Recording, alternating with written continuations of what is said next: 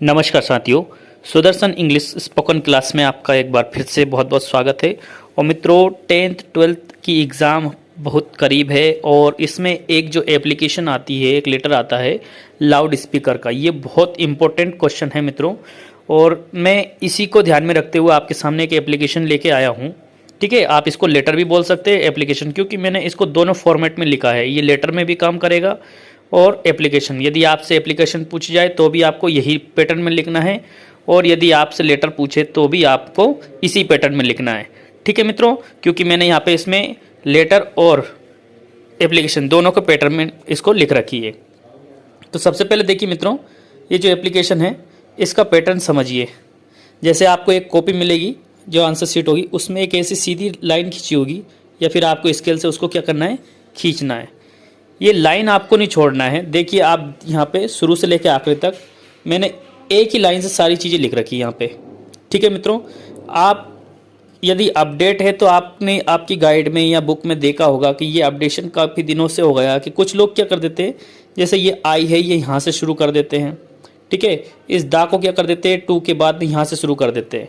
ऐसा नहीं करना है, आपको इसी पैटर्न में लिखना है। ये पैटर्न ही आपको नंबर दिला सकता है। यदि ये पैटर्न आपने बदल दिया तो आपके नंबर कट जाएंगे।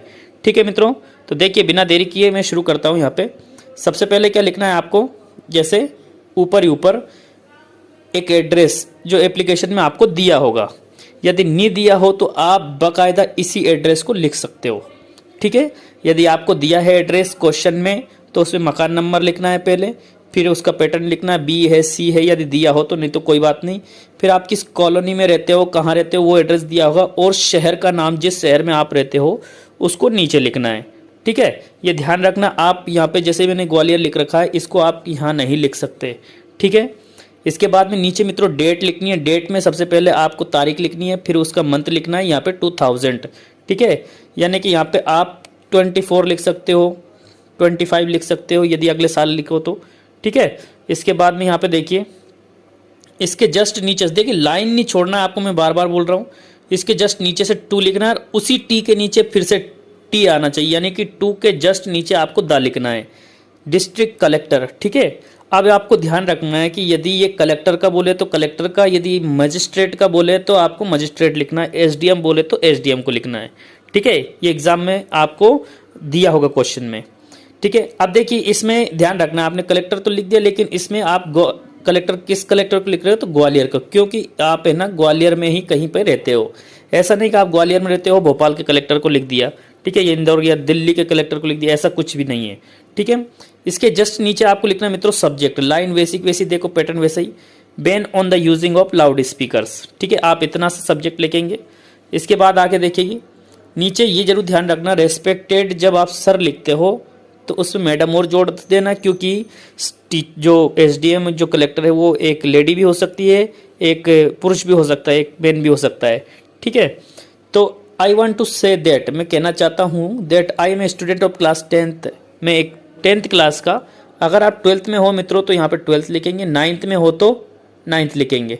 ठीक है, 11th में हो तो 11th लिखेंगे, ऐसा करना है आपको। ठीक है, मैंने 10th का लिख दिया यहाँ पे, आप अपनी क्लास के अनुसार यहाँ लिख सकते हो। And my examination are round the corner. अब देखिए ये राउंड द कॉर्नर, इसको लिख दो या फिर नियर लिख दो, दोनों का मतलब एक ही है। राउंड द कॉर्नर लिखो या फिर नियर, इन दोनों में से कोई एक लिखना है। ठीक है मित्रों, इन दोनों का मतलब पास में ही है या आने ही वाले हैं। All the students are busy day and night for preparing for their examination. सभी स्टूडेंट्स अपने एग्जामिनेशन की तैयारी के लिए दिन और रात पढ़ाई कर रहे हैं। Some people use loudspeaker at their highest pitch at till night. कुछ लोग क्या करते हैं, बहुत तेज आवाज़ में, हाई पिच में लाउड स्पीकर यूज़ करते हैं। ठीक है, दिस इज डिस्टर्बिंग अस, ये इससे हमें एक डिस्टर्बेंस हो रहा है। ठीक है, and we are not able to study properly. ठीक है, और हम अच्छी तरीके से स्टडी नहीं कर पा रहे हैं। ठीक है, so therefore I request you to please impose the ban on the using of loud speakers. तो मैं आपसे रिक्वेस्ट कर रहा हूँ प्लीज़ कि आप कुछ दिन के लिए ये लाउड स्पीकर से बैन लगा दीजिए, ये कानून आप लागू कर दीजिए।